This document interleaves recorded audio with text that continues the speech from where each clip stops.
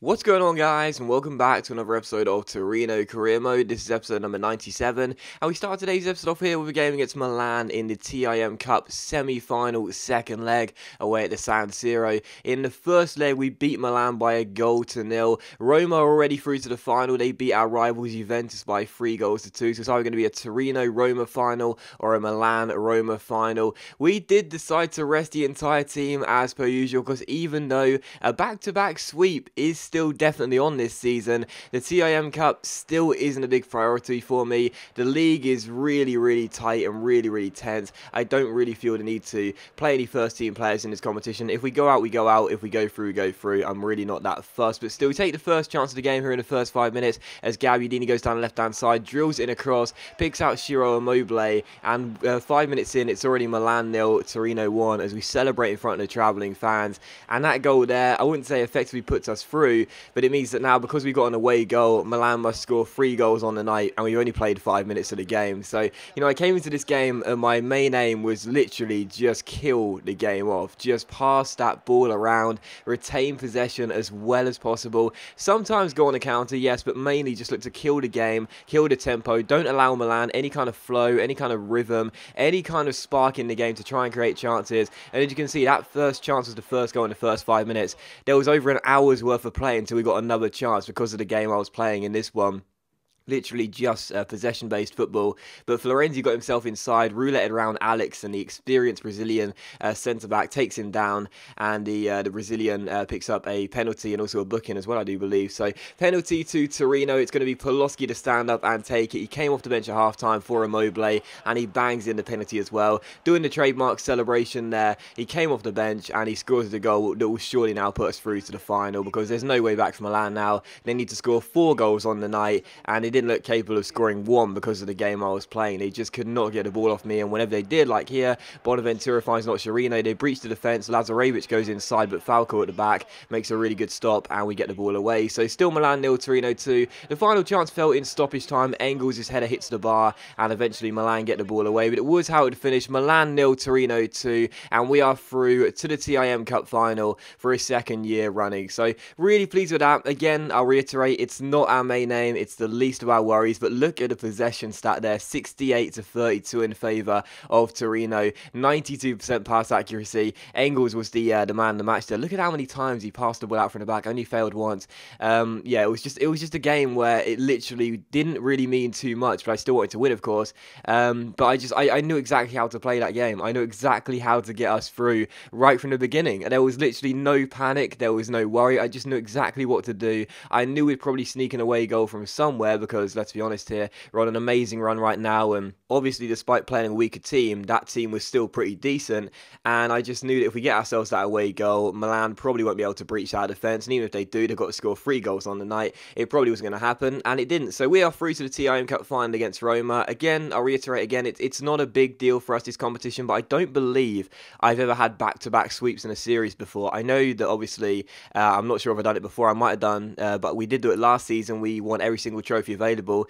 This season, if we do that again, then we'll have back-to-back sweeps. I think that's the first time that would ever have happened in any of my series. So that would be pretty incredible to do something new and so dominant like that. Because of course, at the start of the series, my main aim was to try and dominate Italian football and European football with Torino. And what says dominance than back-to-back sweeps of all the trophies available? But either way, in the league table, as you can see right now, 12 games to go. We are ahead of our rivals Juventus by 2 points. Roma, I said you can't count them out, but I think now they're getting a little bit too far away. They're 14 points off us, and I can't see them catching up in the next 12 games, to be honest, because the way Juventus and Torino have been playing this season, it looks very unlikely. As for the TIM Cup, confirmation there, Roma versus Torino will be the final, and also as well in the Champions League, after the first leg, we have a 3-goal lead over Borussia Dortmund. So obviously right now, everything appears to be going really rosy with Torino. Things are looking very good, but what we do need need to consider is that we're only in March. We've only just began March, and of course, there's a long way to go in the season. And in the Serie A, Juventus just refuse to go away. They've again retaken the lead at the top of the table by a single point after winning a game prior to this one. Of course, it does mean we've got a game in hand, which is this one. But either way, Juventus back to top of the table. They just refuse to go away. You know, it's really, really frustrating. But in a way, it's good because it's challenging. It's exciting. It knows that, you know, for me, I have to be on my game in every single game. We have to perform in every single game. Otherwise, Juventus will get away from us. But still, we take on Palermo, 42nd game of today's episode here. And the first chance would fall in the 23rd minute. Hakan Çalhanoğlu Berber spins round one defender, then body feints round another. And once he's going round that second defender, Gonzalez, the number 12, takes him down, and the referee awards a penalty. And as you can see, Gonzalez has absolutely no complaints because there's a certain penalty he just seems to clatter our Turkish midfielder, and that is the right call. So penalty to Torino, no doubt about that one. Neymar is going to stand up and take it. Can he score, or will Viviano provide some heroics? No, he won't, because Viviano gets sent the wrong way, and Neymar does make it Torino 1, Palermo 0 from the spot. So another goal for Neymar. That's now his 22nd goal of the season in the Serie A this year. I was targeting 25 goals in the Serie A this season. There's 11 and a bit games to go, and I'm pretty sure he is going to hit that 25. I'd imagine he would now anyway. And he's got a 100% record from the spot as well. So Torino 1, Palermo 0. Neymar with another goal there, and we do take the lead in this game. In the 45th minute, Viviano parried a header, but then dived on the rebound, and he kept it at 1-0. And in the 51st minute, another good chance for us here as Verratti gets on the ball, finds Danilo. Danilo gives it inside towards Neymar. A couple of nice skill moves here by Neymar, just dragging the ball back. A couple of decent skill moves. Beats the defender and shoots, but Viviano makes a save, and Palermo get the ball away. So it would have been quite a nice goal there, but a good stop, and it's still 1-0. And just past the hour mark, another good chance to make it 2-0. Sterling cuts inside from the left and shoots, but again, it's Viviano making the save and keeping it at just Torino 1, Palermo 0. And in the 80th minute, yet another chance for the home side. Çalhanoğlu tries to roulette around his man. He gets tackled. It comes to Immobile, plays it inside to Çalhanoğlu, and again, it's Viviano making a good save, and Palermo get the ball away. But it was how the game would finish: Torino 1, Palermo 0. So another win notched up for the boys. Another clean sheet as well. Got quite a few of those this season, and Neymar's penalty does separate the sides. Palermo did have a bit more possession than us. They had one shot and one on target compared to our 6 and 4.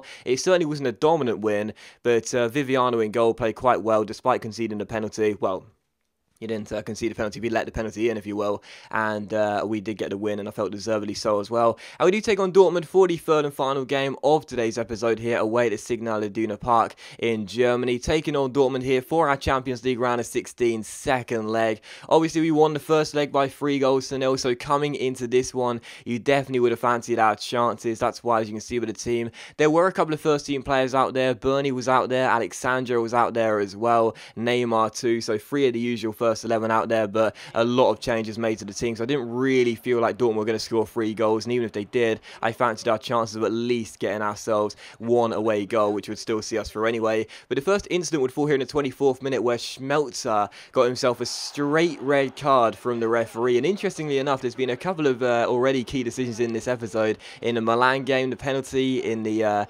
Palermo game, the penalty as well, and now this red card for Schmelzer. I thought both penalty calls were right, but is this a red card from Schmelzer?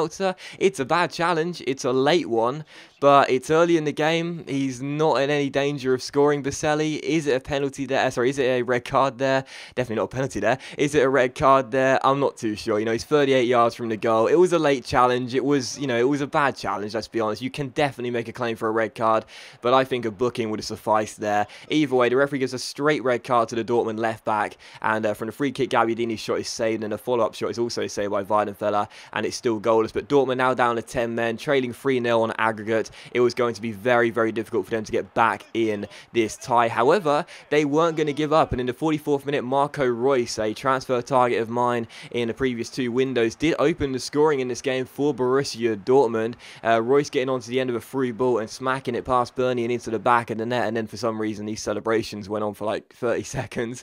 Don't know exactly why, but either way, still Dortmund grabbed themselves the opening goal of the game. Reus getting it and making it 1-0 to the home side. But already from kickoff, Gabbiadini fake shots round around one player and gets onto the ball, keeps hold of it, turns his man, then rolls it off towards Chuka, who goes through, takes out one defender and smashes the ball past Weidenfeller and makes it Dortmund 1, Torino 1, as he gets his first goal in a Torino shirt. He came in on deadline day. He's barely played since coming in, to be honest. He's on the bench. He's barely even came off of the bench. But in this game, I thought I'd give him a start, and he scores as well in the first half on the stroke of the half-time mark. So Chuka turning the man and smacking the ball past Weidenfeller makes it Borussia Dortmund 1, Torino 1. And now we've got that away goal under our belts as well. It's going to be very difficult for Dortmund to get back in the game, because not only they're down to 10 men, but they also now need to score 4 goals on the night. So Dortmund 1, Torino 1. Could have been 2-1 to Torino in the 70th minute. Chuka going for his second goal of the game, but Weidenfeller makes the save. However, as Dortmund clear, we get the ball back, pass the ball around, try and waste some clock, retain possession, frustrate Dortmund for a little bit. And as Darmian gets on the ball, he finds Baselli. Baselli in the middle, who got Schmelzer sent off, finds Lorenzo Motta off the bench. It's a great through ball by our academy graduate in towards Clement Grenier. And a brilliant finish as well by the French midfielder. Season beat Weidenfeller, and it's Dortmund 1, Torino 2. So now any chance of Dortmund getting back into this tie and, you know, completing a surprise victory over us on the night and on aggregate as well was surely over. Grenier gets the goal. Dortmund 1, Torino 2. It's 5-1 on aggregate, and that is going to send us through to the Champions League quarter-final. So Grenier gets the goal, and it was how the game will finish as well. Borussia Dortmund 1, Torino 2. So another win notched up for us. That's now 20 wins out of 20 in all competitions. Unbelievable run right now. One of the best runs I've ever been on in any series. We are looking so good, so strong. No one seems capable of stopping us. We're through to the Champions League quarterfinals. We're through to the TIM Cup final, and we're also top of the Serie A as well. Back-to-back sweeps, definitely still on. I want to win all the trophies again, and on the basis of these performances, you certainly wouldn't write us off doing that. But that does end the episode, guys. So as always, a big thank you for watching the video. Really hope you have enjoyed it. If you have enjoyed today's episode of Torino Career Mode, then please do leave a like, and I'll see you for the next episode of Torino Career Mode very soon.